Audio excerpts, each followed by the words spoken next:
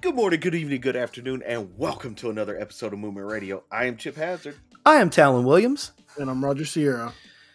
And tonight, ladies and gentlemen, we're going to just talk about our week. We're going to talk about a lot of cool stuff, some anime we've been watching lately. But I guess let's just kick it off. We'll start with you, Roger. How was your week this week?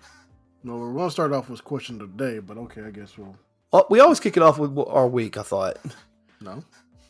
Yeah, every episode we've done, we started off with our week. No. All right, well, hit us with the question then, since you want to change shit up on me. I mean, I sent you the breakdown earlier, but it's fine. All right, cool. So the question of the week is, what did you do that made you question your own character? First one up. Wow, that's a... Yeah.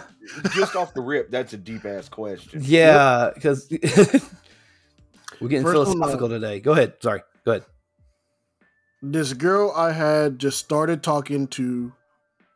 That's not right. This girl I had just started talking to told me she was suicidal. I blocked her. Ow. Not my problem. I mean... Out of mind, out of sight, you know. That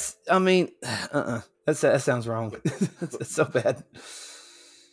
I mean, but okay, it is, but it isn't. Like, you just met her, and she says, "Okay, I'm suicidal." That's one of those like, "Hey, please don't do this thing," but I've also got to back away. Because I don't, I ain't trying to be a part of that. Nope. Exactly that. I'm not part of it. It ain't my problem. No, it ain't me. I could text you this phone number if you want. Call somebody and talk to them. That's about it. Next up is this one. I was dating this guy. People can't spell. I was dating this guy, and he said he was a virgin. I lied and said so was I. We planned a romantic night. I waited till I started spotting, then we did it. He was fooled, and I got to cross off a virgin off my list. Wow. I mean, that's some dirty, underhanded type stuff right there. Like, you really just... like waited until you was fixing to start your monthly to let this dude hit, so he thought he broke the hymen. Hey, that sounds like a scallywag way, so I can't say nothing about it. Oh, it's definitely some scallywag type shit. I mean, he got his in the end, I guess. So I mean, yeah, he was happy. He thought he was happy. Right. So I mean, either way, another comfort boost. Right. All right, next one. I think this one is all of us. Was at the park and some kid was punching my kid, so I ran over there and punched the kid down. I mean, hey, I'm not afraid to hit children. I've said it before. I'd box a fucking 12-year-old.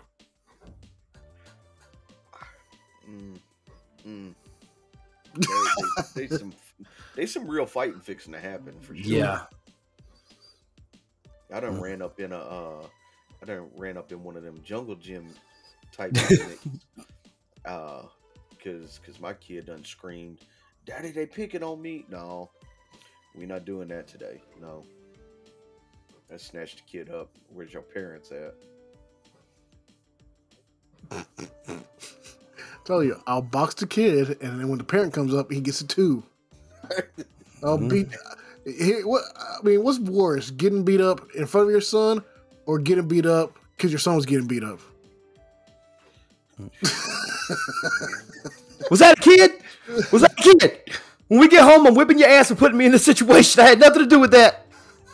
God, you are blowing out the sound. That better? Look at your sound waves. Jesus Christ. Next one up. It's a scallywag one. She wouldn't give me the toppy while I was driving back to her place. So I pulled over and asked her to get something from the trunk. When she got out, I drove off and left her about 5 miles from her home. Oh, that's bull. The scallywag way. Nah. I can't condone that one. I can't condemn it either.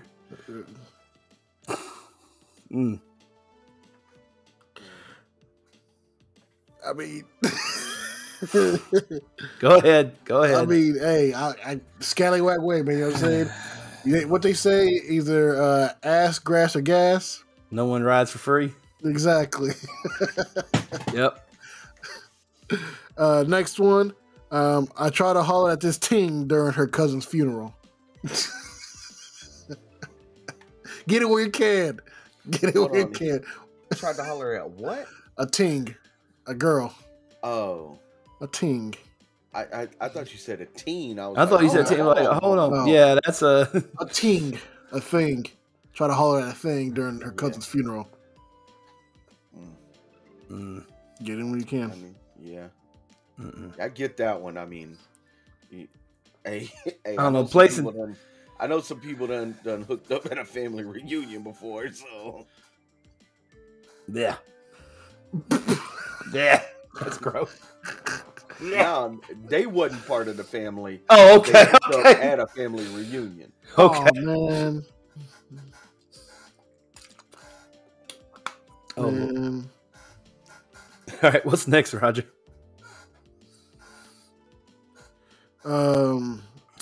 While living with an ex, I snuck out of bed at 4 a.m. while he was asleep. I met someone else who drove almost an hour to see me in the Walmart parking lot to get some head. Then went to my opening shift at Wendy's. Hey, like I said, get it in when you can. I mean, No, no. that's not my style. What's next? What you got next?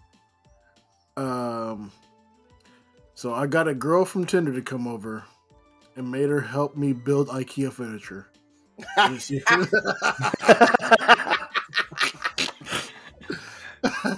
Are we using? Is he using this website properly? I mean, sounds like the right way to use it to me. Yeah. so, I guess Those things in the past, shit. No. He used a Tinder girl to put some Tinder together. I guess so. Oh Lord. I'm down with that.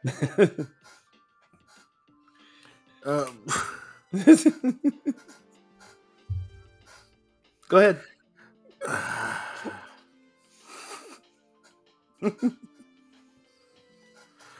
A week after I was dumped, I hooked up with my ex's sister-in-law 3 days before her wedding, and it lasted for another 6 months.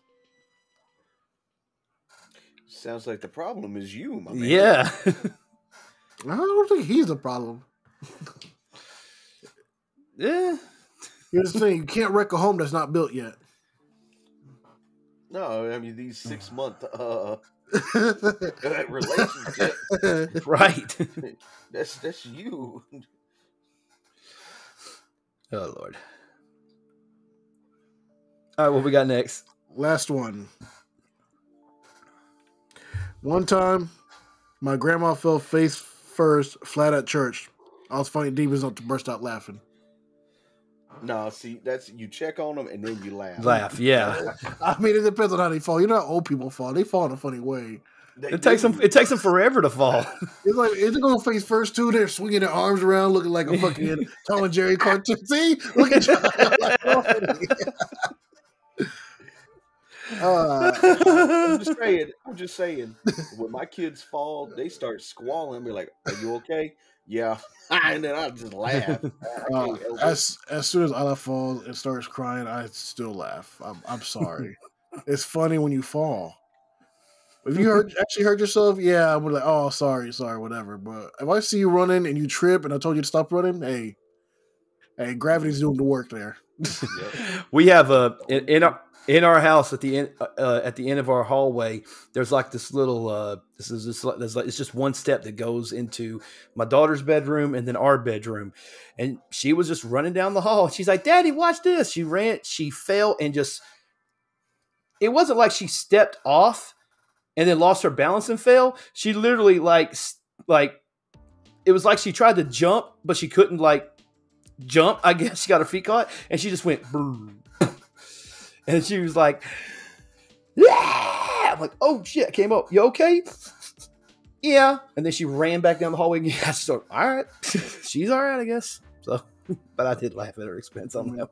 That's how kids are. Yeah. They're dramatic. No, God, yes. Like women, am I right? Hey. Hey. Hey. Hey. I mean, I'm just saying. Hey. Keep that red pill shit over your way, all right? Okay, sheeples. Alrighty. All right, now we can go into our week's talent. Go ahead. Nah, I was all right.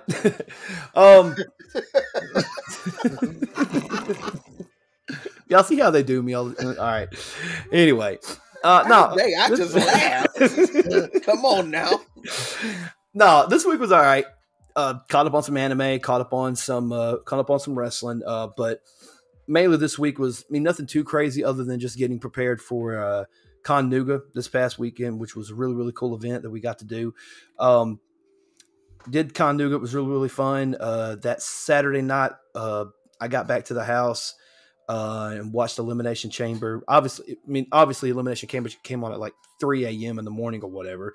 But I got to watch the replay. I thought it was really, really good. Predictable, yeah, but just because something's predictable doesn't mean it can't be good, And I thought it was a really good event. But we were talking about it before we started recording. The tag team match was probably match of the night, I think. So, and then everything that happened at the convention, obviously, we had a good time at the convention, and people pissing Roger off kind of made me laugh a little bit because of the tier system that we were doing. It was funny. I had an opportunity this week to possibly get employment at a certain place. I got an email this morning saying they're going to go in a different direction. So, it sucks, but, there's an old saying, when one door closes, another door opens. And, hopefully I'll know something Thursday afternoon. So, all y'all out there, just, say a little prayer for me if you don't care, or thoughts, good vibes, whatever you decide to do. Other than that, yeah, caught up on wrestling, caught up on anime. Finally finished what was to be all 7 episodes of Solo Leveling. Delicious in Dungeon. Watched a little bit of Spy Family. Other than that, that's pretty much my week this week. What about you guys? What about you, Raj? I was gonna let Chip go since he's probably got more stuff to talk about. I don't know if I have more to talk about, but spent Monday through Thursday kind of mentally preparing for the weekend that would become Con Nooga. Tried to watch as much anime as possible during that week, but also knowing that I was going to be gone for an entire weekend, try to spend as much time with my wife and kids as possible. That way they didn't feel neglected or whatnot. Not saying that they would, but shit like that runs through my brain when I'm step away for multiple days. But then Con Nooga hit Friday, Saturday, Sunday. I felt like it was a really good event. The one thing that I the layout for me was a little awkward this year. I felt like the vendor hall maybe should have been moved to the front of the convention center as opposed to being in the back of the convention center. I feel like it may have gotten more traffic had it been in the front, and all the panels would have been after the vendor hall. But that's just a little nitpicky thing. But overall, the weekend was really good. We got a lot of good content. The tier system or the tier list video, once it goes up, I think you guys are going to really enjoy that. Got to meet some really cool people. got we will have the opportunity here in the near future to visit CAS Iberia, which is the largest sword maker in the continental United States. And they have a bunch of their pieces that just kind of dot throughout pop culture. The gentleman that I spoke with, Patrick, he was telling me that they had swords in Pirates of the Caribbean's in the Elektra movie. They had stuff digitized and put into the Sims video game. They had they worked on the Iron Man helmet for the Iron Man movies. They worked on the Doctor Doom helmet for the Fantastic Four movie, and I forgot to ask him which Fantastic Four movie that was, but they worked on that. So I'm really looking forward to checking that out and sitting down and talking with him about everything. And then of course, when it comes to the anime, we caught up on Delicious in Dungeon. Still such a beautiful anime. Solo Leveling, I'm really enjoying that. But if you haven't yet, don't waste your time on episode 7.5. All it is a complete recap of the series so far, through Jinwoo's perspective, instead of being told like from an outsider. It's just from his perspective. So and then caught up on Unwanted Undead Adventure. I know Roger and Talon haven't watched that one yet, but it's such a beautiful piece of artwork. I feel like the storytelling is really good. And if you haven't watched it yet, the basic premise of it is you have an adventurer who's going into a dungeon, and he ends up getting eaten by a dragon, but he doesn't die. Hence the Unwanted Undead Adventurer. And his whole goal is to become a mithril adventurer. So he figures out a way to continue adventuring as an undead, and taking on jobs and stuff like that. Such a beautiful story.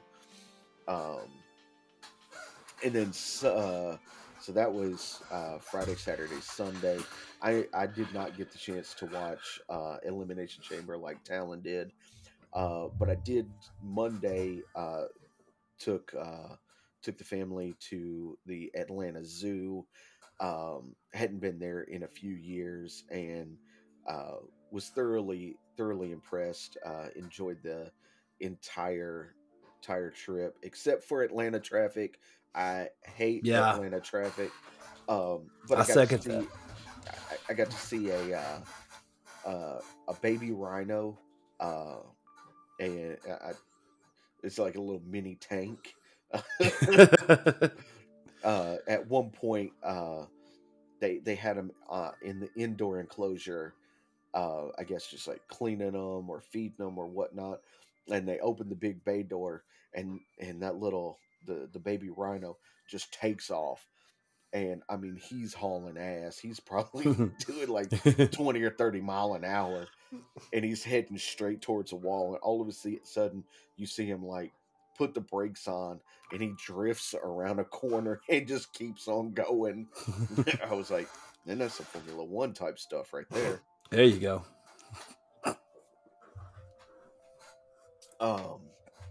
But they also had a baby sloth, a baby elephant. I've seen some animals that I'd never seen nor heard of before. I seen a mara, which if you look it up, it looks like a cross between a deer and a rabbit. Mm-hmm. So like a jackalope. Think jackalope, but kind of in reverse, without the horns. So a deer with bunny ears? Yes. Okay. and a fusa, which is a cat-like Fupa? creature. Fusa. No, a fusa. So it's a cat-like creature. So it looks like a cat and a weasel mated and had a baby. I got to look this up real quick. Yeah, Don't look up Fupa. I'm not looking up Fupa. What is it called? Fusa, Fossa. And then type animal after it. So Fusa animal. And you'll see it. And then I'd heard of before, but I got to see a sun bear in person. And they're probably one of the cutest bears that there are. It was really adorable. But then, today went back to work, and looking forward to this weekend. It's the Bahrain Grand Prix opening weekend for Formula One. As On Saturday. most of you know, yeah, qualifying on Friday, race on Saturday. I figured out why they did it that way though. So next week they're in Jeddah, but Sunday in Saudi Arabia is one of their holidays, and by law they weren't allowed to run. And according in the bylaws of the FIA, you can't have two races in the same week. There has to be a 7-day difference between the races. So if they would have held the Bahrain Grand Prix on Sunday, they wouldn't have been able to hold the Jeddah Grand Prix on Saturday. So they moved the Bahrain Grand Prix back one day. Why didn't they just flip the schedule and move those races later? That I don't know. Probably something to do with money and weather. I would probably justify my reasoning to be more money related, but hey, it is F1. It's all money, so. I actually looked it up. This thing does look Back pretty off the cute. mic. Sorry. Sorry about that. It's actually a cousin of the mongoose. It looks like a mongoose. Yeah. It's a little bit bigger than a mongoose. Mongoose get big. It looks like a small cougar, to be honest with you, with like a rat's head. But it looks a weasel and a cat, maybe a baby. Yeah. Looks cool though. So, but yeah, that was my week. Definitely recommend Delicious in Dungeon. I recommend Solo Leveling, Undead Unwanted Adventure. And before we get too far, I'm really addicted to dungeon crawler type anime. So if there's anybody out there listening that wants to recommend some dungeon crawler type anime, shoot me a message. You can shoot it to the Movement Radio page or to my page personally, either or. I'm definitely looking for more of that kind of stuff. I told you, watch Rising of the Shield Hero. It's on my list. And then reincarnate as a slime. That's on my list as well.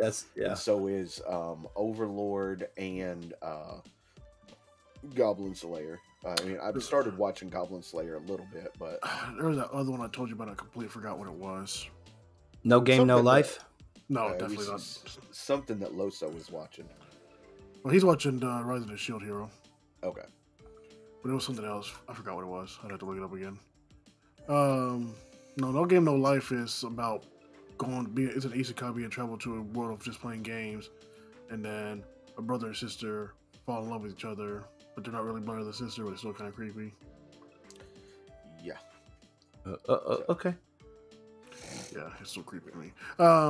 So how was your week, Raj? So, I had to do a lot of travel this week. I had to work in Cleveland and help the branch out throughout the week. Actually, my week started. I went to the dentist on Monday. I finally got good dental insurance and shit like that, so I can go get my teeth checked on finally. And while they were doing that, since I've been in so long, they have to do like those multiple X-rays and pictures and everything like that. And I don't mind the dentist. I actually like going to the dentist. One of the few weird people that do. But they did the whole batwing panorama jaw structure picture and see all my teeth and everything like that. And Monday I was so badly congested that my X-ray literally showed my mucus on like stuff to my nose. That's how bad it was. That's how bad I was. And my dentist is like, "Are you able to breathe right now?" I'm like, yes. Like, why? Like, I was like freaking out. I was like, "You're a tooth in my nose or something?" Like, what the fuck? Like you exasperated, like Mick Foley in the Hell in the Cell. I was like, I just randomly, am I a narwhal now out of nowhere? Like, what the fuck is this? Actually, before that, maybe backtrack a couple days before that. I actually went to the aquarium with Isla and Loso. Isla really enjoyed it, but she got hungry. We went to the Chattanooga one, so she got hungry like halfway through the river section. And she was upset that we didn't get to see the otters the first time we went through. So when we got to the bottom, we asked them if we could go back up to see the otters real quick. So they just let us take the elevator straight to the top floor again. Yep. One otter came out for like 20 seconds. She was done. She was happy. We went right back down to the bottom. Then we went in A, and then we went to the ocean. Yeah, Ocean Journey. Ocean Journey. Yeah. She really liked that. She had a blast there. We got her to get over her fear of touching stingrays and other fish in the water. I was fixing to ask, did you let her feed the stingrays? She was super hesitant at first, but Loso was in there, put his hand in there, and the stingrays and forgot what the other fish in there were. The one that feels like sharks in there too. Yeah, there's bonnethead sharks. There's stingrays. There's blue tang. Yeah, there's a few of them, but this one was a big fish that feels like just pure sand. I forget what is a striped sturgeon. No, it wasn't a sturgeon. That's a river one. Oh, it's a shellfish. I know is that the big shell on it? Nope, it's literally like a fish that only gets like that big. I was trying to get on the camera. Okay. But it's like it had an arrowhead sort of shape head. Yeah. It's kind of like a stingray, but it's also it's a fish. It's a fish. Yeah.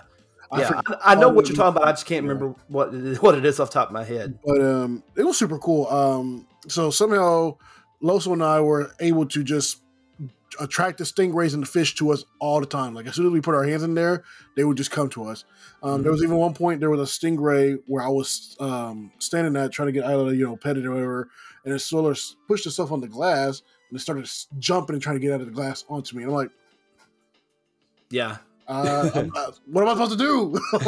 It said, "Take me home, Roger. Take me home." No, I don't like them. The motherfucker check out Steve Irwin. I'll box some bitches any day. Still put it up for Irwin.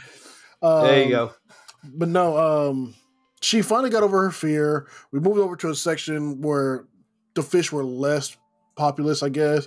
But as soon as we moved over there and put our hands in there, they all started coming to us again. So don't know how, but we were able to just attract them, like I said. But she finally got to the point because that weird fish that I kept talking about really liked me. So every time I put my hand in there, he'd come up to me and push my hand up. He wouldn't like bite or anything, but he would push my hand up. So at one point, he's literally just waiting there for me to pet him. And that's when Isla finally gets over fear. She pets him and she freaks out because like literally like this fish feels like it's just pure gravel and sand. And she was like, oh, and she jumped up and everything. I was like, really? It's a fish. Like you love animals. How do you literally play with furry animals all the damn time? You can't handle a fish.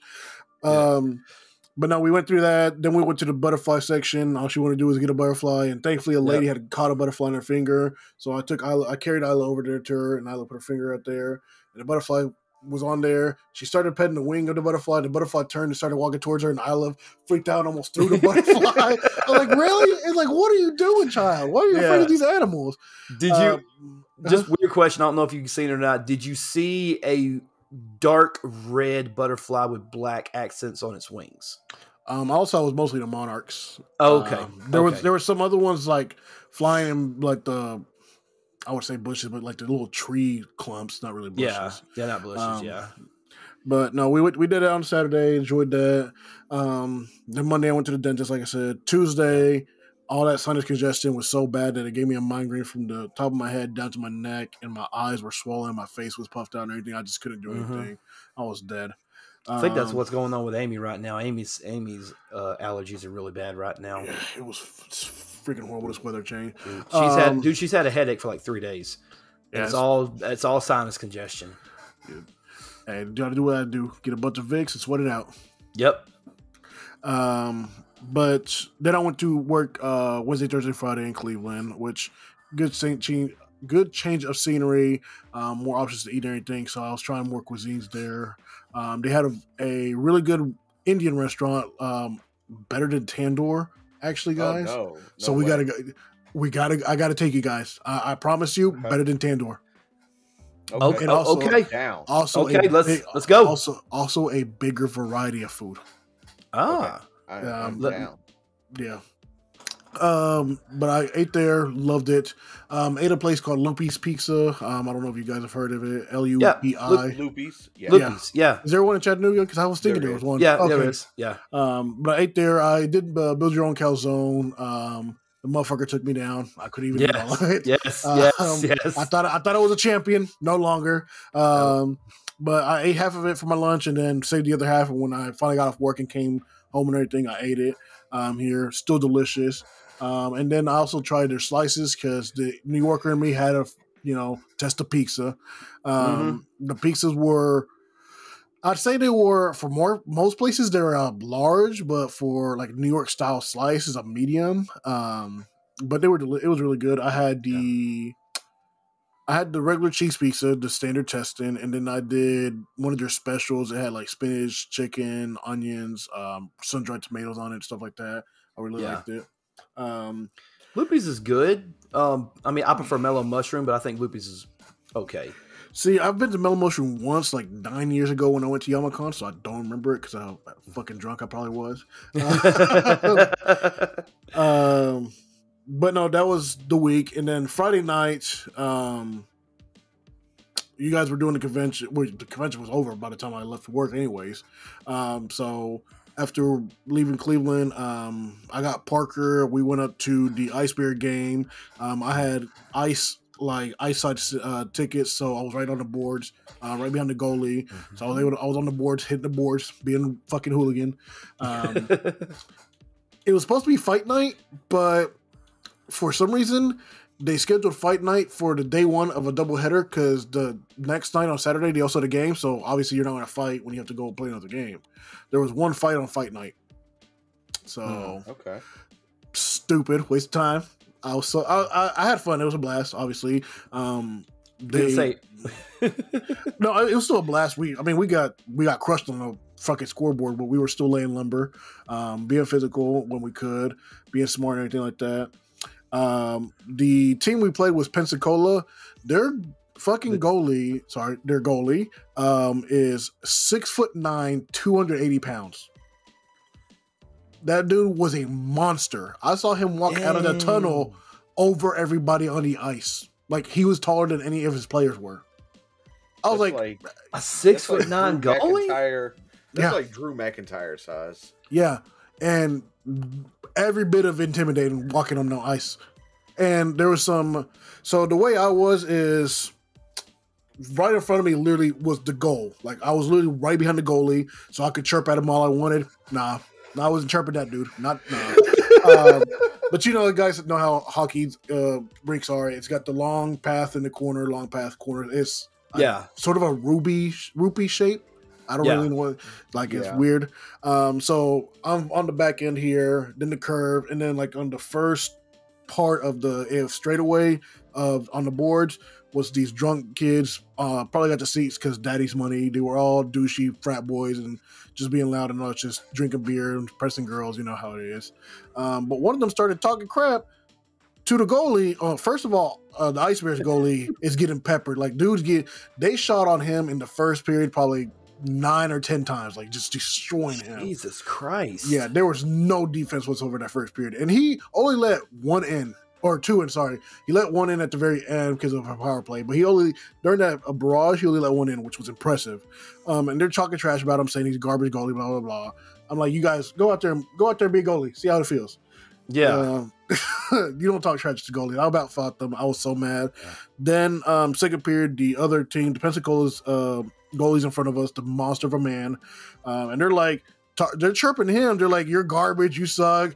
Oh, you can't play, whatever. It's like, you do realize how big this man is? We were literally on the boards a high enough level, like over and everything like that. So, because when you see hockey, you see that the boards started pretty much from their rib cage up. Yeah. This man was so big, the board started on his back, lower back. Oh my god! Like I'm telling y'all, if he would have started a goalie fight, there would have been no protection. Like it would have been it. But no, we had a fun. Now, even though we lost, it was fun. Parker got to experience his first board hits and everything like that. It was just great. He enjoyed it. Then Saturday, worked in the morning, shot down to Chattanooga to hang out with you guys at the convention. We did our things of just meeting and networking and everything like that with a lot of cool people and stuff. I got a couple of things. We got a bunch of snacks and everything like that. I forgot to tell you guys, those Lay's, the ribeye steak flavored Lay's, yes, spectacular. And I hate Lay's chip, but they were delicious. Like nice. I was biting into it, my mouth watered because it really tasted like a steak. I was so mad there was not more. And the bag wasn't even like, it was not like crappy American bag. It was filled. Like it was like 3/4 of the way filled. There wasn't it wasn't like a quarter chips. No. And then 3/4 air. No, it was the opposite. They're like, hey, you gonna have some steak flavor tonight. But it was great. Right. I got a couple car stickers. They were the not transparent. They were the holographic that switches. So there's like 3 stickers in one, and it just moved with however you're looking at it. Everything was cool. Sunday night, yet again at the convention, we walked around. There should be a video. We spent pretty much the whole day doing our tier board. It's gonna be fun to edit that down to like 15 minutes. But no, it was fun. We had a lot of good moments and got to talk to a lot of people. It was pretty cool. I don't know. Yeah. And then I think I took over 600 and something pictures there. I mean, those yet. I know. I know on the tier list, there's 32 separate videos. Wow. Yeah. Yeah, that's gonna be fun. No, it's fun. It was fun. But no, we did all that stuff. I'm trying to think. I did forget to mention while you're thinking, I did pick up some new patches for my vest that I thought were really cool. I got some skeletonized Pokemon packages. I got a Squirtle, a Charmander, and a Bulbasaur, but they're skeletonized. I was a little upset there wasn't a Pikachu one, but hey, maybe next time.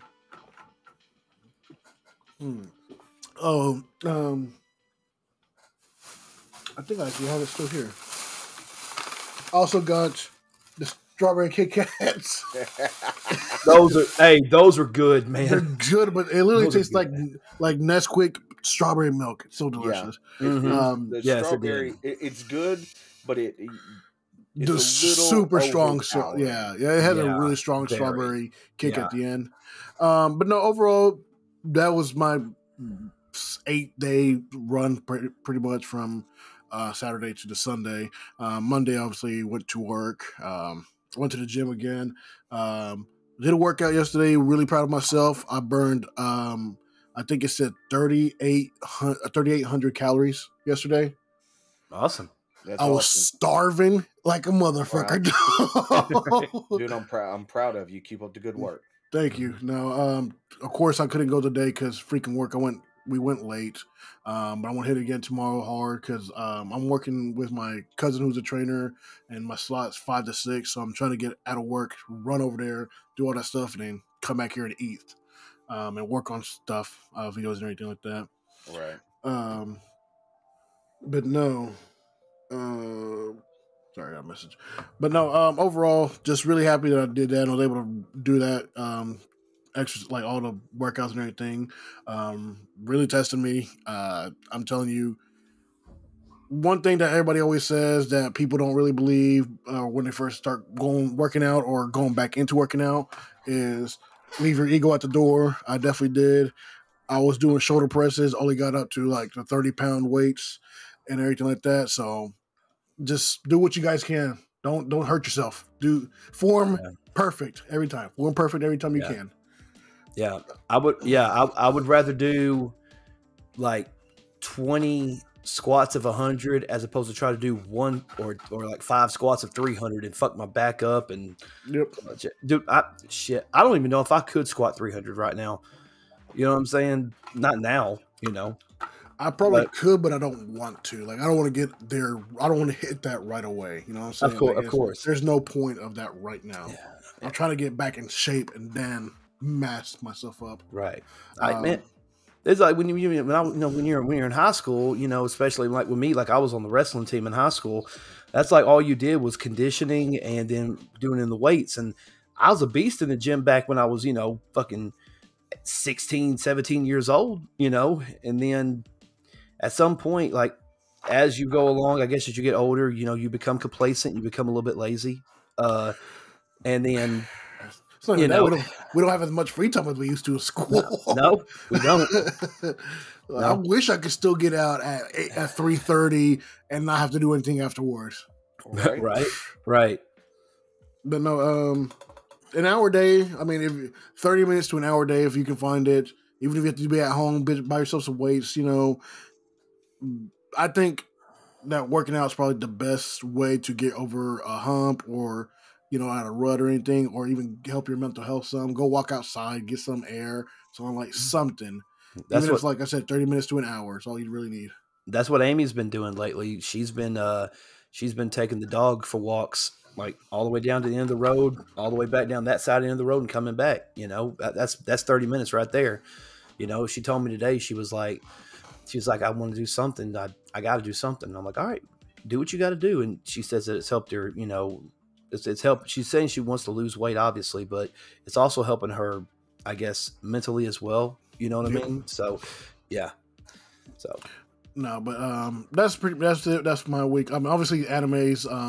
I guess we can go straight into our anime talk. We all watched Delicious in Dungeon, so we're all caught up. Yes. We didn't talk about it last week. Last week's episode was the water one, right? Was the fish one?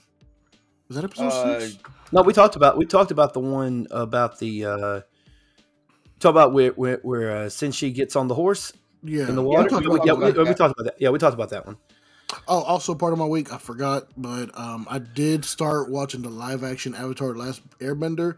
I actually enjoyed it a lot. I wasn't huge on the anime when I was younger. I might go back into it so I can sort of see it. But from what I remember when I did watch it, it's actually really close to the source. That's good. I like when they keep it close to the source. Oh, so this one. So I guess we skipped over the painting one because we didn't talk about the painting one. Yeah, we must have skipped that one. I don't remember talking about that one either. Yeah, we talk about episode 5. Yeah, we didn't talk about 6. it. Yeah, 6. 5 was the ghost one. 5 was the ghost one. Yeah, okay. We talked about that one, and we did talk about the Kelpie. But yeah, we skipped over episode 6 somehow. Yeah, you're right. It was episode 6. You're right. So, yeah, that's weird because that was such a good episode. It was a good episode for Laos and a good episode for Chilchung. Yes. Reminded real back. They are in the dungeons. They find this room with living paintings. And Laos's idea is, hey, we're hungry. Let me jump into these paintings, take the food from the paintings, pull me right back out. We have food. And every time he attempts to do it, like he starts at this one painting, he's not able to do it. Tries to get another one, can't do it. Finally gets to this third one, and he's actually eating, filling himself up, blah, blah, blah, blah. But one character, the house elf, was it an elf? I think it was. It's like a gesture almost. But yeah. He's like, hey, I remember you. Who are you? Because he remembered him in the other 2 paintings.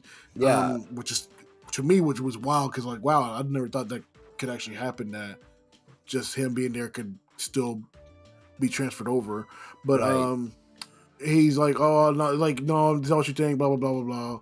They start trying to fight him and everything like that. They pull him out. He has all this food with him. As soon as they pull him out, bloop, no more food. But then they find this room a safe room pretty much. But Chilchuck's like, hey, there's mimic there, but he's not telling anybody. He's like, as long as we don't approach it, we won't have to worry about it. But later at night, he has to go use the bathroom, blah, blah, blah. And he ends up going into the room where he thinks the mimic is and ends up getting locked because he actually presses a trap door. Yeah. And the thing he thought was a mimic wasn't a mimic. It was actually another creature.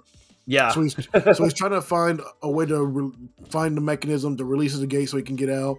And all at the same time, he's fighting this giant mimic that's coming after him, which kudos to them in making the mimic sort of a crab creature in this series, because usually it's literally just a dupe. Like a mimic is usually just this creature with big teeth and tentacle mouths and stuff that pretends to be this item, but they actually made it like a crab taking over this item. But at the end, Chilchuck finds a way to sort of beat this mimic by opening the gate and then sliding out and hitting the gate, the trap release that brings the gate back down, brings it back down on top of the mimic. So now they have this giant mimic crab to eat, and they pretty much eat it just like a good old Red Lobster style. Exactly. We also in that very episode we found out Chilchuck's age.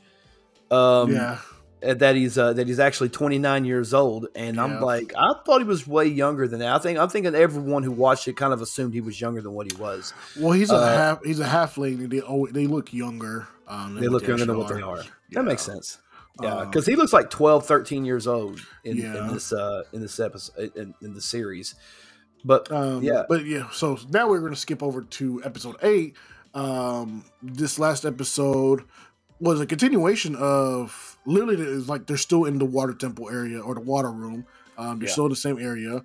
And Marcel sort of has a flashback sequence to where we find out how technically Marcel was Fallon's mentor, but also her inspiration to continue being like a mage and everything.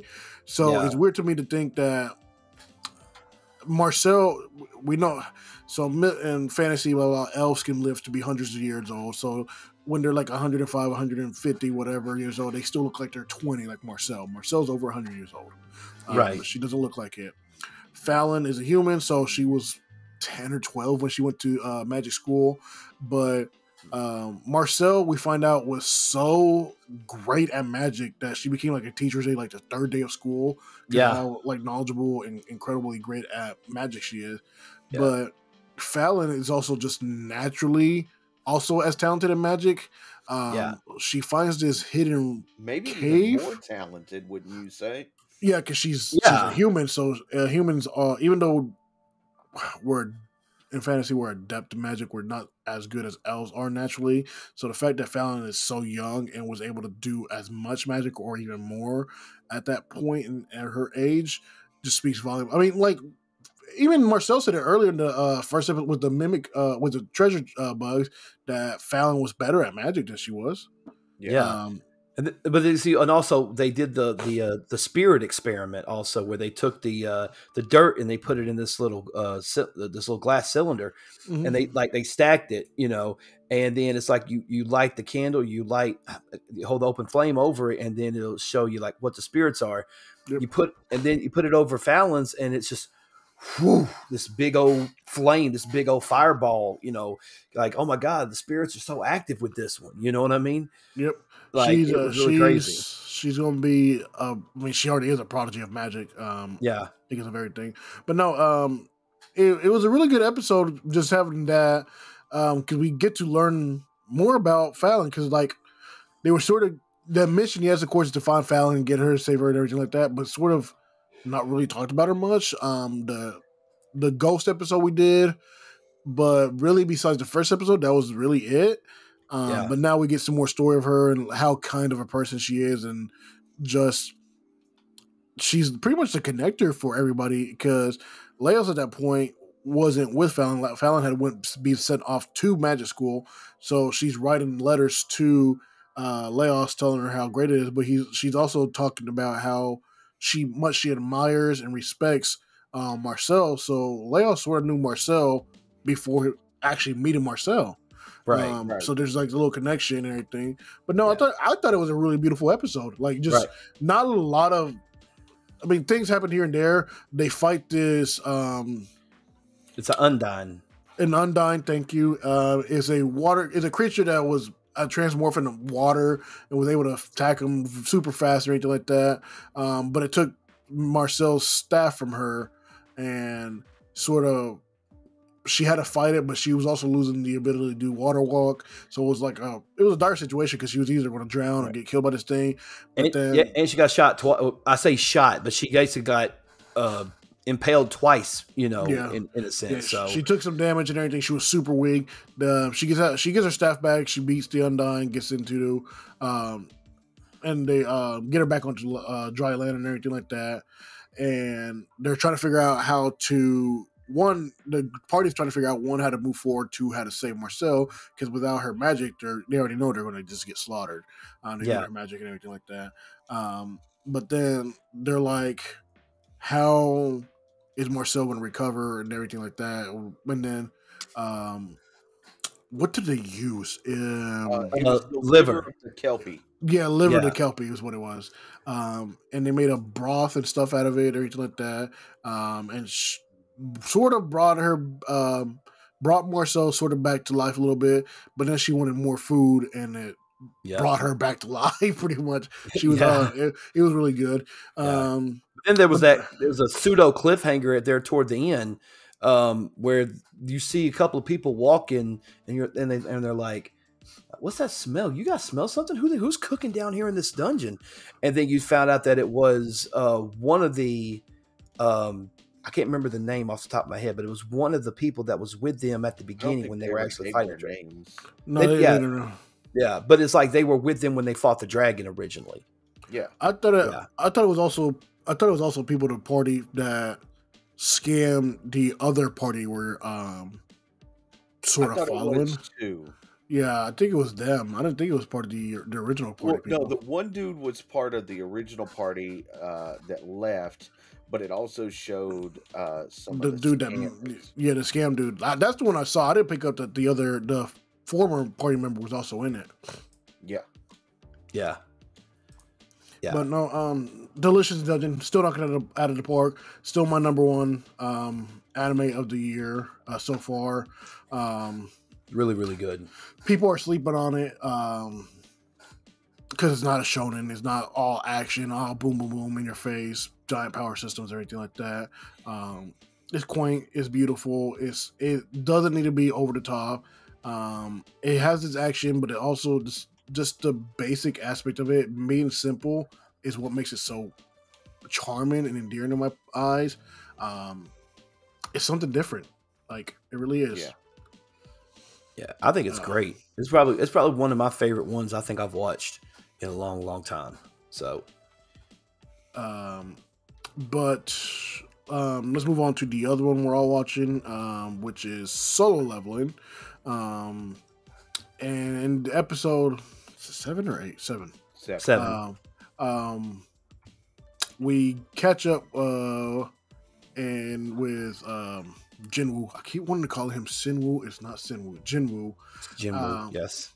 And he's pretty much him and Homeboy. Shoot. I don't know. You can just keep Jinho? Yeah, him. They sort of have a meeting. We find out who Homeboy is. God, I'm never gonna remember his name. Even though I've read the freaking manga. Is it Jinho? Jinyu, I think. Jinyu? Yeah. Something, It's Korean. I'm sorry, guys. I'm not good at my Korean. It's not a natural name I have to say. I'm used to Japanese names. So, right. But no, we find out that he's actually his dad's actually like big guild business owners. Like they're making him and his older brother are becoming leaders of a guild. For the hunters, a hunters guild, they're making tons of money. That's how he's able to afford all those cool armors and everything like that. Yeah. But Homeboy wants to prove to his father that he can actually lead the new guild and not his older brother. And he wants to recruit Jinwoo to sort of be his right-hand man and take out all these low to mid-tier dungeons. And in exchange, Jinwoo would get 13 billy uh, so I don't like how hold on, time out. And my boy Jim Woo is like, he's contemplating it. Like, there's no contemplation to that. It's like it's cool. Billion. Yeah, 13 billion. Yeah, 13 billion. We doing it. And right. then, so Jinwoo's actually going out and having a run with his sister, and while he's warming up and she's actually working out because he's a monster. Yeah. He's like, "Hey, what would you do if you had 13 billion?" Trying to get his sister's like, sort of see where her mind was. She like, pay off mom's hospital bills and pay off my school. What was the rest of it? Huh? I don't know. And I mean, yeah, with 13 billion, like, yeah, we can all pay off our debts and buy a bunch of houses and stuff. They're still gonna have a couple billion left over. So what do you do with all that money? Right. Me, I'd build community centers and a bunch of stuff for underdeveloped cities and kids and stuff like that. But what do I do? Yep. Right. Speaking of which, I actually saw before we got on, this article posting saying that somebody actually donated $1 billion to this medical college in the Bronx, so all the kids get their tuition for free. That's awesome. Hell yeah, that's awesome. Yeah, I was like, thank you, because hey, guess what? We need in inner cities. Medical attention. Yes. But no, it's just like we find out that Jinwoo goes into his daily quest log of the exercise of his. So Jinwoo's daily workout is literally the One Punch Man exercise: 100 sit-ups, 100 push-ups, 100 squats, 10K run. That's how Saitama became One Punch Man.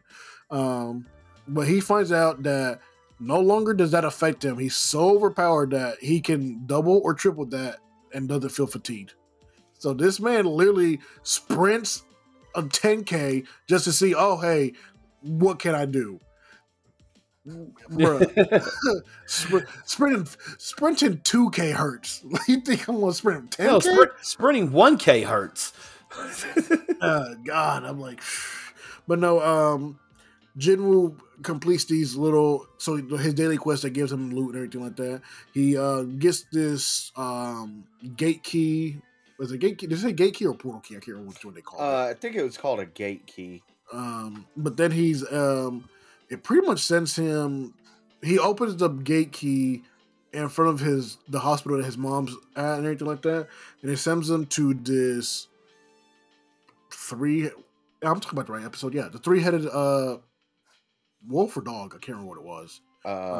Cerberus, pretty much. Yeah, Cerberus. Yeah, it's a 3-headed dog. Yeah. But this thing is waxing him. And the thing is, he's like, "Oh, I don't think I'm ready for S tier level yet." And this thing wasn't an S tier, and he's getting thrashed. So yeah. So to think about, there's 7 natural S ranked hunters in this world. And they're way stronger than Jinwoo is right now, and he's already OP. So I think at this point, I don't know if the show said it, but I'm pretty sure in the manga it said he would be equivalent to a B tier hunter right now. I think there's something that when he was at the cafe with Homeboy, the Homeboy sort of put it together that he'd be around B tier as well. I think that's how they interjected that into the show. I think that if I remember correctly, there was something mentioned about it at the cafe. Yeah. But no, Jinwoo tests his limits for sure at this way to see where he sits at. He already knew he wasn't S tier level. And the Cerberus is either a B tier or an A tier. I can't remember what it said it was. But it wasn't an S tier, was it? No. I don't think so. No, yeah. But he's fighting it, and essentially he gets to the point where he's literally getting just swamped. This thing is duffing him over and over again, throwing him around this broken dimension and everything like that. He tries his special ability, doesn't do anything because this creature has debuff ability, so it debuffs his strength, his regeneration, and everything like that. He literally has to hide for like 3 minutes to get the debuff off him, to then activate his abilities again to fight this thing. Mm-hmm. And while he's doing this, he does the one mistake of when he's drinking this regenerative potion, he drops the glass bottle and it hears where it fell and it's attacking him at the same time. And I was like, bro, like that's smart. But no, he gets to the point where he's able to reactivate all his buffs and everything, and he goes into his inventory, his internal inventory. I don't know what the hell even Yeah, start that's anymore. the best I can say. Internal inventory. Internal inventory, and he gets on You a hit the couple start more. button. Yeah, he gets that blade, and it does debuffs. It gives him like 20% less strength, but like, or was it 20% less speed, I think, and like 20% more strength. So he's over Yeah. here slashing this thing up, beating it up, boom. And I mean, he's having a true dogfight. Like he has to blind this thing and everything. Just starts going after his limbs and like tendons and everything to get it to go down. So at the end, he's like, "Yo, hey, I know where my limit is. I've got to get stronger." And it pretty much ends with him coming out of there with the idea of like, he's like, "Yeah, I went from E rank to B or A rank at this point, but I've got to get to S rank. I want to be the strongest and everything like that." And yeah, when he beat the Cerberus, he obtained another key to another dungeon. Yes. Yes. And that's when he realized, look, if I go further into this dungeon, I'm not gonna make it. There's no way. Yeah. So the implications of the system in solo leveling, it hasn't been fully fleshed out yet. But one thing that is sort of told us without telling us is Jinwoo's the only one that has this system, which we know. Nobody else Yeah. can see the panels or anything like that. I think in the next couple episodes, from the pacing and where the manga is and anything like that, we're going to find out.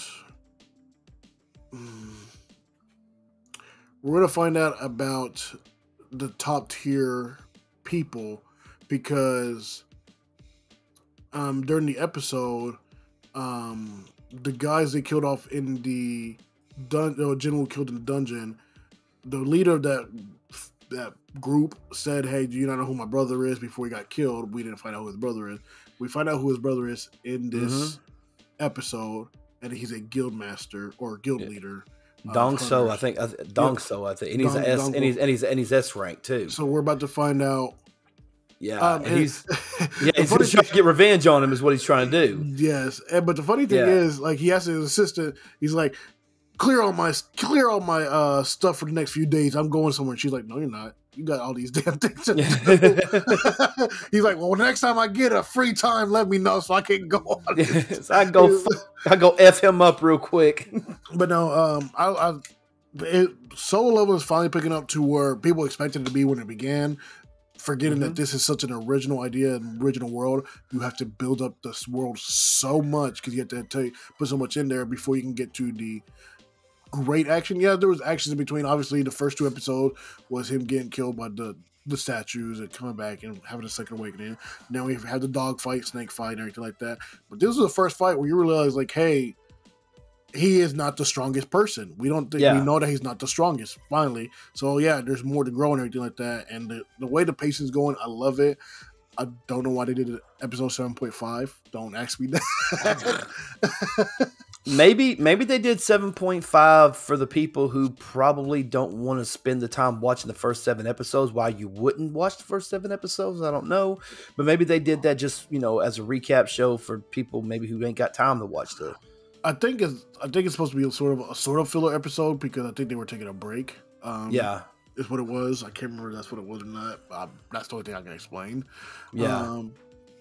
But since Chip, you're watching Undead Unwanted, I'll give you a moment to talk about that real quick. Well, I kind of already talked about that, but yeah, the synopsis I mentioned earlier, but so in the latest episode,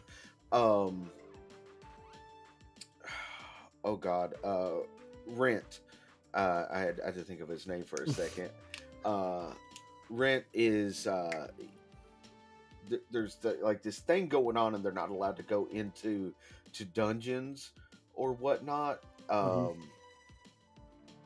And he figures out a way to do an adventure without doing an adventure, and he obtains a new weapon and a new power in this. So he has the ability to harness magic, divinity, and I can't remember the third one. But essentially, only people typically can only use one or maybe two of these things, and he can actually use all three. And he has this sword, so his sword gets broke, and he has this swordsmith build him a sword. But part of the caveat to building the sword was it had to be able to accept into it the energy of magic, divinity, and again, I can't remember the third one, and I feel so stupid because I just watched this last night. But you slept since then. I yes, barely, but I have. But so he figures out that he can channel all three into this sword at one time, but when he does it, it like super drains him and everything. So he has the swordsmith like build him a couple of more swords just in case this one messes up or breaks or whatnot. So that was basically that whole episode was him learning how to use his new power with his new weapon and all that. So, but it's beautifully written. In my opinion, I'm sure there's some people out there who are gonna like rip it apart. The dialogue's trash or whatnot. But it hasn't been dubbed over that I can tell into English yet. Not even the first episode. Or at least it's not on Crunchyroll that way. So I'll say, Tyler, are you watching any other one right now? Delicious in Dungeon, obviously, Solo Leveling. I caught up with that. I haven't got a chance to go back and finish watching the rest of Code Geass, but I'm going to try to get that done this week. Hell's Paradise, I've only like dipped my toe into Hell's Paradise. I hadn't gone back and watched the rest of Jujutsu Kaisen, but I'm gonna give that one a shot too. Couple of episodes of Spy Family here and there. I'm trying to convince. Like Malachi loves Delicious in Dungeon. Like he asked me today, he was like, "Hey, is a new episode out?" I'm like, "New episode's not till Thursday, buddy." He goes, oh, "Okay, I'll wait then." I'm like, "Okay," but he's been watching Malachi. He's been watching Hunter x Hunter for, I think he's finished episode. I think he's finished season 1. I think he started season 2 already. I've watched a few episodes here and there. Who's the? We just had the conversation about him Sunday at Con Nooga. The purple dude with the red hair that's got the thing. Oh, Hisoka the Job Editor?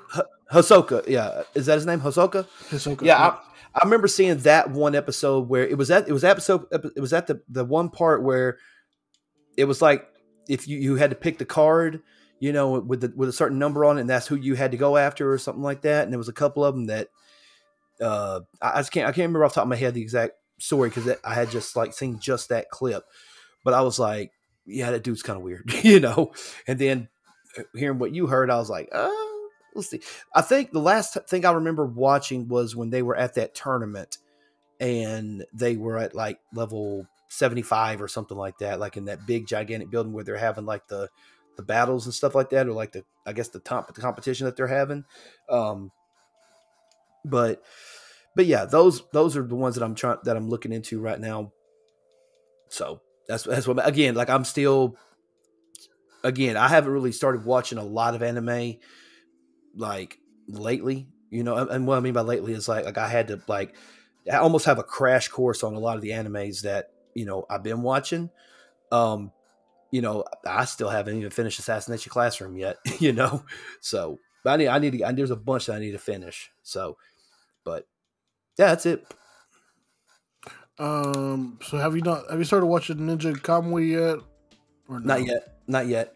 Chip, have you? You haven't? I have not. I honestly forgot that we had talked about it until earlier when we were in our group chat. We were talking about tonight's episode. So I've watched that one. It's 3 episodes. It's a Adult Swim anime. It's simultaneous. It's a simulcast, so it's released in Japanese and English at the same time. English crew pretty good so far. Voice acting. Essentially, what the story is there's this underground society of ninjas protecting the world here and there, and then there's obviously the evil clan. I don't want to get more into it from that part, because they're just now introducing the evil clan part. But our main character, he's probably the best ninja around that they showed us. Really great, smart, strong, powerful, and stamina, a lot of pain tolerance. The first episode starts with a dude walking down this alleyway. Then he gets jumped by a bunch of ninjas, and it's just beautiful freaking animation, blah, blah, blah, blah, boom, boom, boom, fighting these guys, hitting these guys, slicing this guy up, slicing this guy. It's very violent.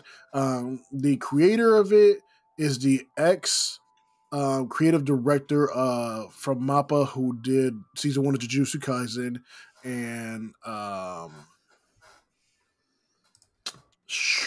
other MAPPA product did he work on. I can't remember what the other one is. So this guy's really good at doing choreography for the fight scenes and everything like that. It's really beautiful, like I said. But then we jump to our main character. He's just out in this farm, out in the middle of nowhere, with his family, his wife and kids, and they're just being a good old farm family. And then the son finds the dad's Oni mask, and he's like trying to scare. He's just being a kid, getting into stuff, scaring people with a mask, whatever, blah blah blah. And then at night, while the wife's making dinner and everything, the news is on, and they're watching this new thing about how somebody else mysteriously had been killed, looked like they had been stabbed multiple times, blah blah blah. And it frightens the wife and the husband. They're like, and the wife's like, "Oh, do you think they know about us?" Blah blah blah. The husband's like, "No, there's no way." Later at night, they get attacked by the evil clan of ninjas. The husband gets stabbed.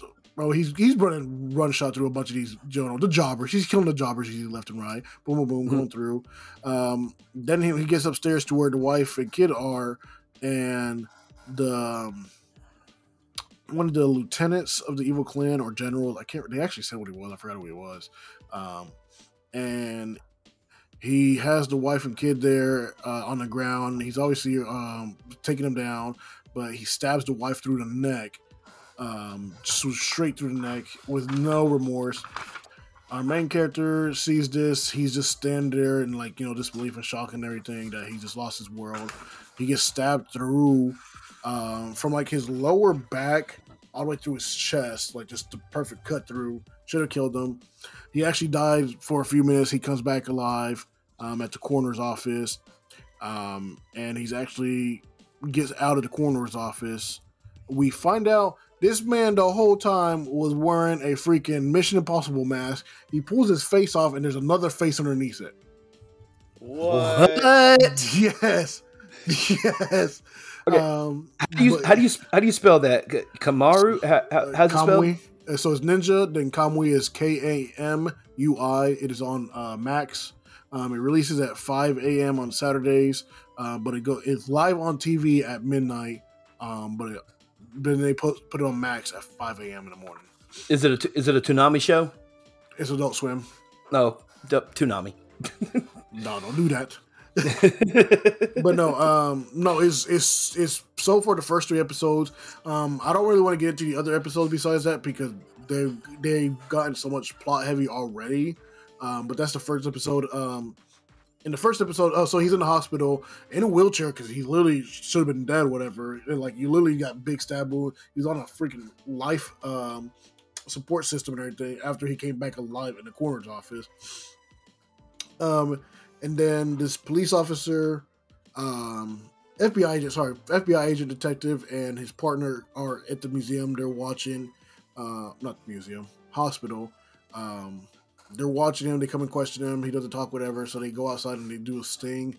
The older FBI agent, the black guy, is who that is. And then there's this younger I don't know if she's Asian or white. I haven't been able to figure that out from what she looks like, but she has red hair and everything. She is also on the roof of the hospital, just waiting to see if the guy ever leaves, because he literally took his wheelchair to the roof somehow, and nobody's questioning how he did that. But he's just sitting there staring out to the city, and then a bunch of ninjas just attack him, and he wipes out the whole clan, including the lieutenant that killed his family. That's how you find out he takes his mask off when he's fighting him.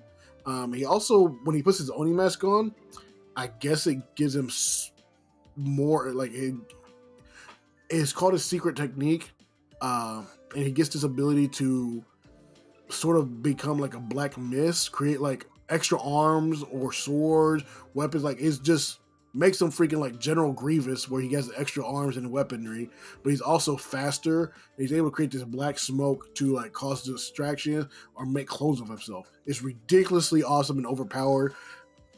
That's the first episode, literally. Like, just him running. Wow. There's 3 major fight scenes, super graphic, super beautifully choreographed. The setting of the animation for it, you can tell it is Adult Swim anime, but you can feel the Japanese studio's influence on it because it's so well animated. Like, you can see, like, Okay. it's got that Americanized anime style. Like, it's got that, like, sort of like Avatar and Teen Titans style esque. Like, they're not fully like beautifully crisp, clean character design, Japanese esque, but it's still got the features of American people, like you see American animators do. I'm telling you, this one right here jumped up to number 4 of the animes for the year so far already. It's only 3 episodes in. Oh, okay. Nice. Yes. Awesome. And then last anime that I'm watching right now is A Sign of Affection. It makes my heart feel great. I love it. It's so beautiful. Just Slice of life. Slice of life about a deaf girl in college who finds a guy that she falls hard for. He's really nice to her, and Lily just like, it's just so quaint, beautiful. They do these beautiful scenes and transition changes where they go from like just regular hand-drawn style to like watercolor pastel splashes to like convey motions and everything. One episode, I think it was 6 or 7, she's doing her hand signs and everything like that, and it's like black and white, but her hands are like different colors while she's conveying, and it's showing like her emotions. Like, it's just another way to convey her emotions. Beautiful. Like, something so small but so well done. Bless you. Is that the one that you were telling me about? Was it Saturday, I believe, when we met the deaf girl at Con Nooga? Yep. Yep. Okay. So same situation. Our main character girl, she writes on a board. In the first few episodes, she's writing on a board, communicate with people, because obviously she's deaf and not everybody knows sign language. And then she also texts with people. Obviously, she can communicate that way, but some people do know sign language. So the best thing about this show is that it does teach a sign language. Like, it really does teach sign language. That's awesome. It's so well done. And so our main character girl, this guy she likes, she gives him she literally like handwrites him a journal of hand signs so he can learn. Bless you. And so while he's learning, we're learning, because he literally he's slowly doing the hand motions and everything like that, and like everything. So I'm literally like studying this bad boy up, like learning sign language. And my thing is, like, I don't know if Japanese sign language and American sign language are the same, but there's so much of the motions in our signs in this show I know from the like little bit of American sign language that I do know. So like, I don't know, maybe there's a universal sign language and we just say American sign language because we're pretentious like that. I don't know. I would bet that we're pretentious like that, and because he did a sign for sight with deaf, so you do this to this, that means deaf, or you can go from mouth to ear, means deaf. They do signing, so you just you put your fingers, you point towards yourself, that's signing. Help, just small stuff like that I recognize from actual sign language, like food, more, dad, Thank you. mom, thank you, yeah, like Yeah. please, sorry, just every like I was like I know this like. I'm like, if I find out that there is no such thing as just American Sign Language, it's just all sign language, I'm about to be pissed. Because that's so pretentious of a thing to do. Yeah, that's American Sign Language. No, that's just sign language, bro. You can't claim it. Right. Yeah. Well, and so that was one of the things. Like when I got home Saturday from the con, I was telling Jesse about that and how bad it made me feel personally because I didn't know how to tell the girl that she was you're welcome. You're welcome. Yeah. In sign language, and then I found out. Jesse told me because a little thing about Jesse that not many people know, she was actually born deaf. And then when she was 4, she had tubes put in her ears that helped her be able to hear. Then when she was 12, she had a tumor removed from her right eardrum as well. So she no longer has to wear, or she does not have to wear hearing aids or anything like that, but she does know some ASL. And she was telling me that when someone says thank you, the proper way to respond is you say thank you back, and it's the same as you're welcome. Yeah, that's why she like I did that to her and everything like that. She like on her and everything because like instinctively I'm like I don't know what your welcome is, or not subconsciously I don't know what it is, but subconsciously I knew immediately just to say thank you right back. So I was like, when I thought about it after like right after she left, I thought about it. I was like, wait, did I do that right? Like I was like, man, I really need to study up on this because this is like, I mean, I'm not like. It's not super common, but it's still a thing that, yes, us hearing people don't have to really think about, but there's a whole other part of our culture of people who want to communicate that can't communicate. So it's common, like you said, it's not super common, but it's common enough that like for me personally, it hurts me mentally not to be able to communicate. And I know for some deaf people it's frustrating because they can't help it. No, and also like people like there's gonna be a pretentious dude, some douchebag saying, "Well, why can't they just learn to read mouth?" Because people talk, pronunciate, dictate differently. Yeah, you can't read lips when it doesn't all look the same. There's some people that don't even move their lips when they talk. Sometimes they talk like this. All something. What are we supposed to read there? Grit their teeth when they grit their teeth when they're talking, so you don't actually make Yeah. So it's just like they can do that, but it's not the easiest thing to read people's lips. Yeah, like when you piss your mom off, she's like, "Get your ass over here right now for beat your motherfucking ass." Something like that. But this anime has really brought that up, and it's really made me fascinated in learning sign language again, or refreshing, and then obviously learning because nowhere near proficient. I'm super remedial at it. Like I'm not gonna flex on anybody. I know some things here and there. It's always something good to have. Like we never know. In my mind, I've always had this thought process when I was first learning sign language. Is like the reason I wanted to learn it is like, what if I'm out one day out in a park or in the street or a store somewhere, and a deaf kid comes up to me asking for help, and I can't communicate with this child. Right. So I have that fear, but I also, this may sound stupid or whatnot, but I have the fear. Like I've read enough comic books to know. Like if I'm walking down the street or whatnot and something happens to me and I become deaf, then how do I communicate with people? Yep. So it's one of those things like we have actively started learning ASL and teaching it to the boys as well. Yeah, I just think it's just a cool, not a cool, but helpful trait or ability to have and learn. Because I mean, it is another language, even though people don't consider it. Is it another language? So that's another language you could teach somebody to help strengthen their mind. Yeah. Like I said, we never know when you may need it in a situation. Yeah. Correct. Because we take so many of our senses for granted.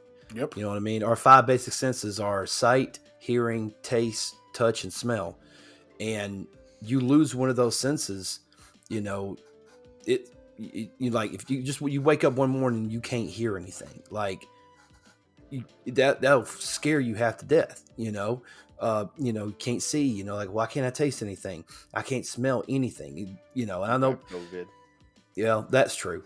But I mean I think they did like if you could remove one of your 5 basic senses, which one would you pick?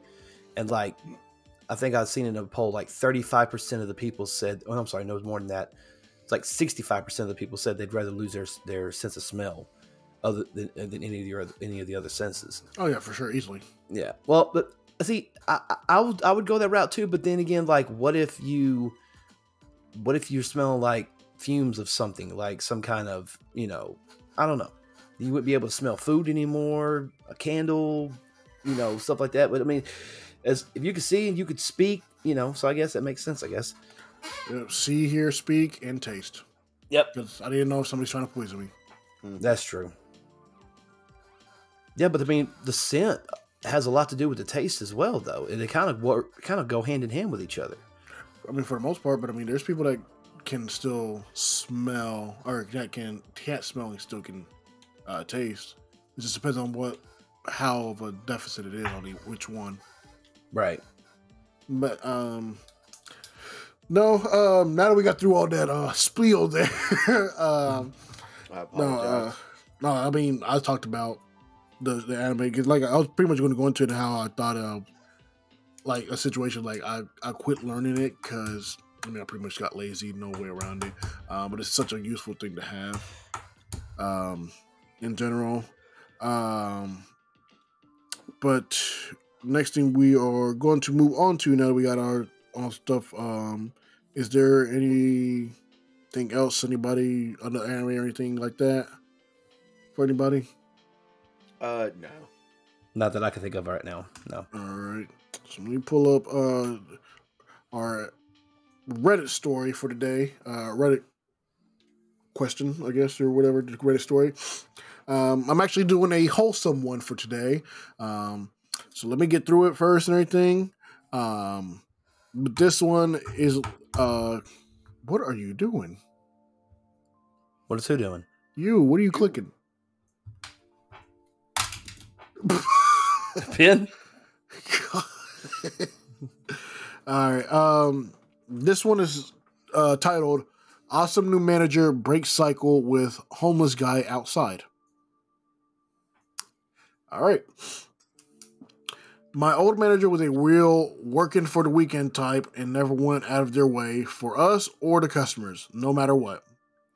One of the most difficult things about her was we had a homeless guy who'd camp out in our back alley because a lot of heat comes off a vent back there, and she'd always make us toss him out because he was visible to customers from the main entrance. She's gone, and we have a new manager now. Her first week, one of the employees said, "Hey, that guy is back," and the new manager said, "This guy here often." And we told her the whole story. She asked what our interactions with him had been like, and we told her perfectly pleasant considering the circumstances. She walks out, shakes the guy's hand, and offers him a dishwashing job on a trial basis.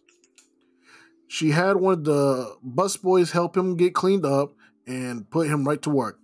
He knocked it out of the park, made good honest money, and got staff dinner.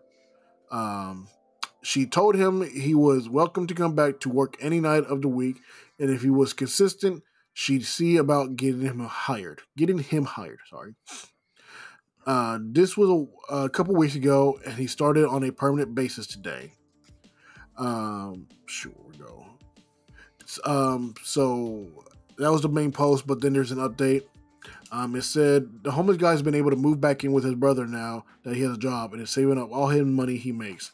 He's a month clean and says things are going better now than they have been in a long time, and he just wants to say thank you. Okay, that's absolutely awesome. That is amazing, man. Well, in the fact that it wasn't so there to for me, there's a caveat to that, and that it wasn't just a homeless person expecting a handout. Like he stepped up, did what was asked of him, earned that spot. But there most businesses won't even go that far to say, hey, we'll give you this opportunity or whatnot. They just like write people off altogether. Yeah. So that story kind of reminded me when I was younger. I was working at Taco Bell. This was like my first job, and how old were you? I was like 16. Okay. Yeah. But there was a very similar situation. There was a homeless dude that kind of hung out around the store or whatnot. And one day it was like a Saturday, I was on opening shift, and it was right before the store opened. The manager was outside smoking, and I was taking out like some trash that we had accumulated from opening boxes or whatnot. And the homeless guy walked up and was like, "Hey man, can you hook me up with like a taco?" And the manager was like, "Hey, and I'm not really in the business of giving away free stuff, but what I do have for you is there's a sink full of dishes in there. If you can go wash those for me, I can give you breakfast and lunch, so he could earn it." Yeah. And the homeless dude, like he wanted no part of that. He just wanted it free. And he was like, "Man, I didn't ask you for a job. I just wanted a taco." And so he didn't want to take the initiative of actually stepping up and earning it. Whereas in this story, the homeless dude took the initiative, stepped up, earned it, and earned a full-time job. Yeah. So then he was able to move back in with his brother-in-law or whatnot, and he's making something of himself. Yeah.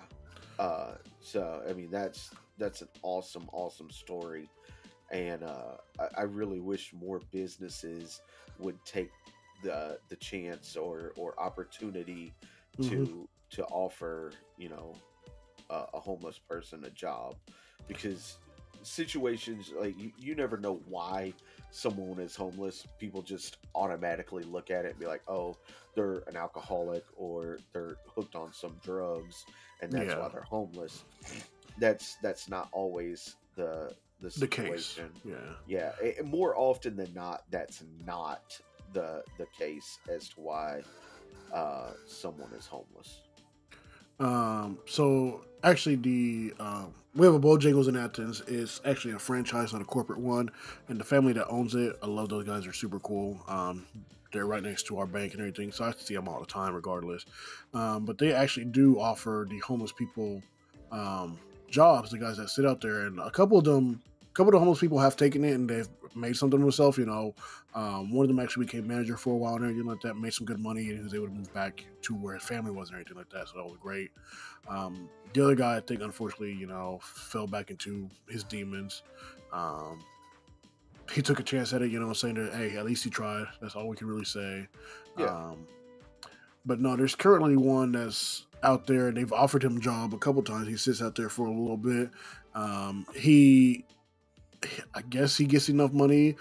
He goes in there every day, still goes in and buys himself food from people who give him money. So he's not, from what I see, he's not spending on drugs or anything like that, or drinking or anything like that at all. He's actually just out there and he's actually buying food when he has money. I don't know why he doesn't want the job. Maybe he just, the anxiety or whatever. Like we said, we don't know why a person's homeless or what they're going through at the time. So we can't say, or we can't make assumptions or anything like that. But no, they've helped out. They're really great for the community. They help tons of people out all the time, do work of charities and stuff like that, and donations, whatever, for people. But no, like, this story reminded me of them because I have seen them actually help people off the streets before. Like, it's a thing. People do it. Yeah, and like you said, not all businesses do it, but you can't, like, the thing is, you can't trust everybody, unfortunately, in this thing. No.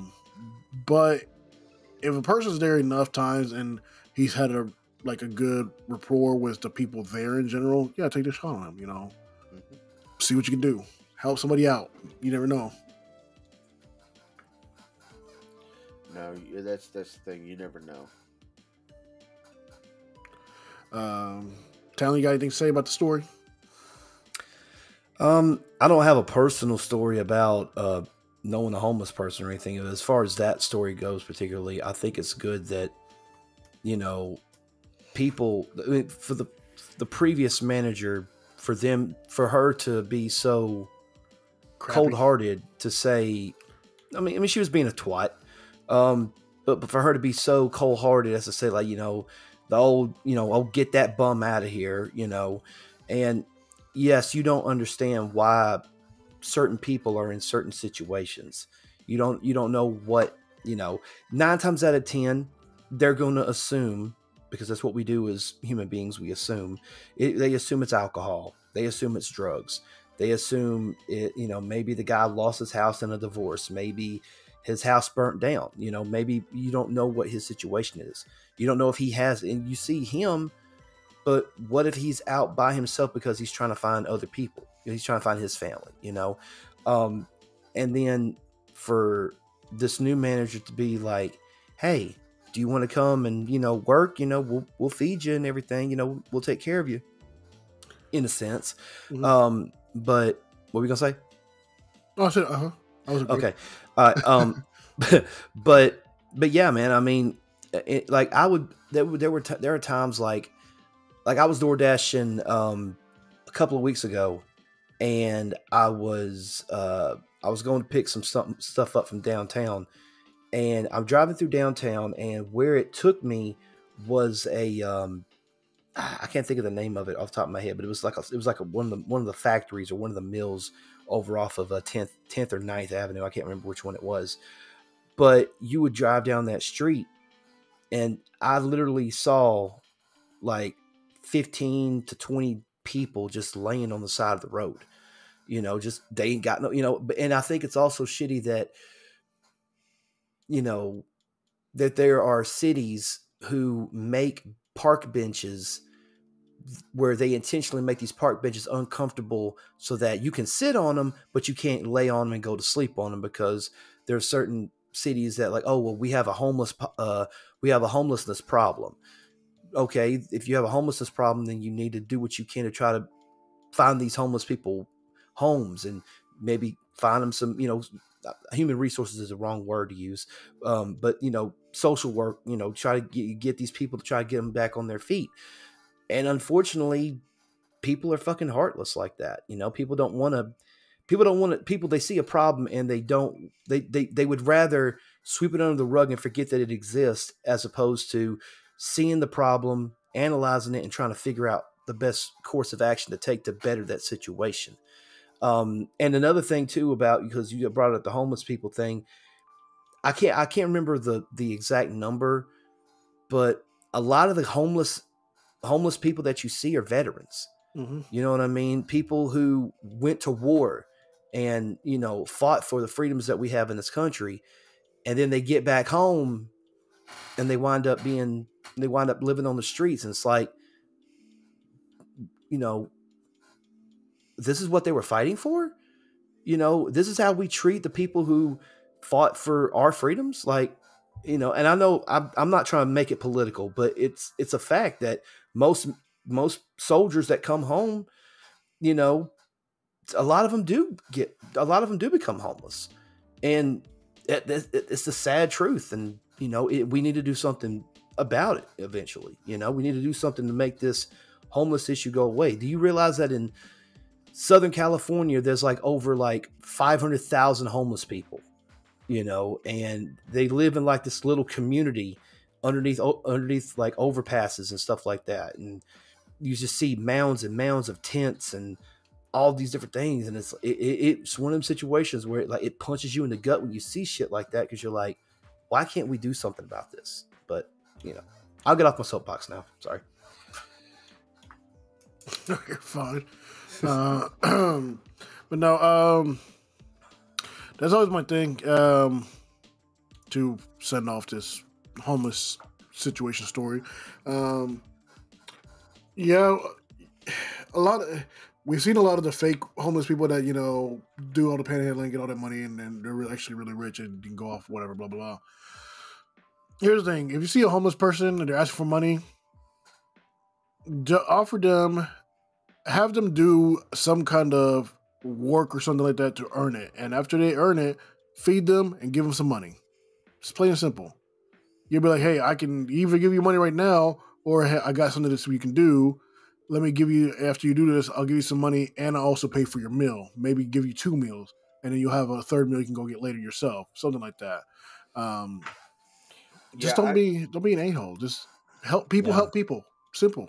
Right. I've become accustomed. The easiest way to tell if they're actually hungry is offer to buy them food. Mm-hmm. And if they take you up on that, then they really want the food. Yeah. And I'm of the mindset, I'm that weird person. Like if somebody comes up to me and is like, hey, can I get like $1? I'm $1 short on buying a beer. Like, if you're honest with me, I'm probably going to give you the money, but don't tell me you need it for food and then walk into the store and buy alcohol. Yeah. I remember, Chip knows this, that gas station that's right next to the McDonald's next to Erlanger Hospital. You know the one I'm talking about when you go down 3rd Avenue? I know which one. Okay. No, all right. Yeah. Anyway, so I stopped there to get me something to drink one time, and there was a guy that was outside, like he was sitting on one of those. It's like a little. It's like a little box thing that has like, I don't know what's in it, but he was sitting on it, like asking people for some money and stuff. And he asked me, he was like, "Hey man, you got a cigarette I can bum?" And I was like, "Yeah." So I gave him a cigarette, and he was like, "You ain't got no extra cash on you, do you?" And I'm like, "I don't have any cash on me, no." And he was like, "All right, man. Well, God bless you. Have a good day." I'm like, "All right." I went inside the convenience store there, and I was going to get a couple of things because this was when Piper was in the hospital. And I was figuring, okay, I'd get me and Amy something to drink and maybe a snack or two or something. And no, something just told me, like, you know what? He didn't ask for, he asked for a cigarette and then he asked for money. Like, fuck it, I'm just going to get him something. So I got him one of those 32-ounce Gatorades, a bag of chips, and I think a Slim Jim or something. Like, I bought him something. And I handed it to him. He didn't even know I was going to do it. I walked outside and I handed it to him. I'm like, "Hey, man, I don't know what you're going through, but hopefully this help you out, at least for tonight, And dude, just tears started flowing down his face. And he got close. He just gave me a big old hug. I wasn't expecting it. He just hugged me. And I'm like, "All right, man, it's okay. It's okay." And he was like, "You're the only," he goes, "I've asked so many people today for just a little bit of help, and you're the only one that's helped me." And I was like, "Bro," and you have to think about it, man. I could be in his situation one day. Any of us could be in that guy's situation one day. So, you just gotta, do what you can, so. For sure. I guess that'll be doing it for this week's episode. Thank you guys for joining us. Chip, got anything to say? As always, please do not leave without leaving a like, comment, share, and subscribe on Spotify and right here on YouTube. Also, I want to say we're gonna have some new kind of unique merch coming out really soon. I've been working on it. I've showed the guys kind of a little template of what I'm working on, and they seem to think it's pretty cool. So hopefully I can get that done pretty quickly and get that out for you guys. And then, just keep your eyes peeled and, come by and see us when we're at the next con in your city. Absolutely. And thank you guys so much for all the love and support that you guys have been giving us. If you do want to continue to support Movement Radio, as always, subscribe, follow us on the shows, on the socials, and also check out streamlabs.com/movement radio/merch and go copy some new merch. Like what Chip said, we got some cool ideas coming out. We got more videos coming out soon, more videos of ATL Comic Con. We got some Con Nooga videos coming out. We got 2 top 10 videos that's going to be coming out really soon as well. And if you did happen to be at Con Nooga or ATL Comic Con, wherever you were seeing, the pictures for ATL Comic Con are already uploaded. If you guys see yourself, tag yourself. And also Con Nooga, if you were there whenever we do drop the pictures, like we said, if you see yourself, tag yourself, do what you want with the pictures. We don't care. Just give us a like and a follow and a sub. But yeah, thank you guys. Roger, anything you want to say before we bounce out of here? No, just, keep doing what you guys are doing. Thank you for watching, subscribing, everything like that. Share with your friends, everything, let them know about us in general. The more you guys, word of mouth is the best way to get this thing going and moving some more.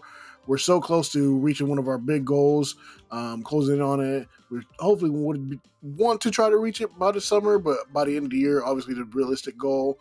But thanks to you guys for everything you've done. Exactly. One more quick thing before we bounce out of here tonight. Shout out to one of our big sponsors, gearanime.com. Like what we've said before in the past, gearanime.com. If you like socks, shoes, ugly Christmas sweaters, hoodies, jackets, they got them with all of your favorite anime inspired, everything from, again, Dragon Ball Z, Pokemon, Gundam, Death Note, Hunter x Hunter. Think about it, all different types of anime that you could choose from. And if you go to gearanime.com/movement radio and use the promo code MOVERadio, MOVERADIO, then you get free shipping here in the United States. That being said, again, ladies and gentlemen, thank you so much for watching. And until next time, I'm Talon Williams. I'm Chip Hazard. And I'm Roger Sierra. And this is Movement Radio. God's plan.